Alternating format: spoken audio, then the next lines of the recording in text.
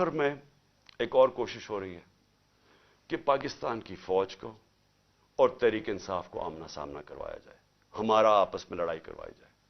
یہ بھی P D M کی پوری کوشش ہے، کیونکہ وہ پھر سے میں الیکشن تو یہ اب جیت ہی نہیں سکتے۔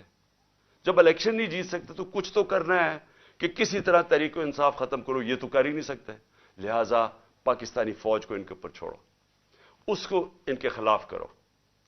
میں یہ واضح کر دوں، فوج بھی میری ہے، ملک بھی میرا ہے، میرا جینا مرنا پاکستان میں ہے۔ میں نے اس ملک سے اپنا بوریا بسترا اٹھا کے اتنے بیگز لے کے میں نے باہر نہیں بھاگنا، میں نے یہی مرنا ہے۔ اور جو آدمی اس ملک میں پتا ہو کہ اس کی جان خطرے میں، اس کے باوجود وہ جاتا ہے اسلام آباد کی عدالت میں، پتا تھا کہ 1.5 مہینے سے میں کہہ رہا تھا کہ مجھے دینی انتہا پسند کے نام پہ میرے اوپر واردات کریں گے، اس کے باوجود میں جاتا تھا سارے اپنے جو لانگ مارچ میں کھلے پبلک میں جاتا تھا۔ موت کا خوف نہیں ہے اس کو اپنے ملک کا خوف ہے۔ اس وقت مجھے ڈر یہ ہے کہ یہ جو لوگ جن کے صرف ذاتی انٹرسٹ ہیں، یہ سب اکٹھے ہو کے کوشش کر رہے ہیں کہ عمران خان کو راستے سے ہٹاؤ، ان کو کوئی ملک کی فکر نہیں ہے۔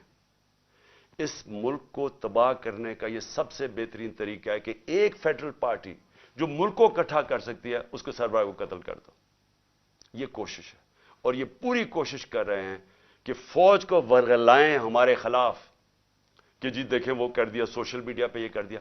سوشل میڈیا کو سمجھ لیں سب، کسی کا کنٹرول نہیں ہے سوشل میڈیا پہ۔ جب امپورٹڈ حکومت نامنظور جو چلا، وہ سارے ٹویٹر کے ریکارڈ ٹوٹ گئے۔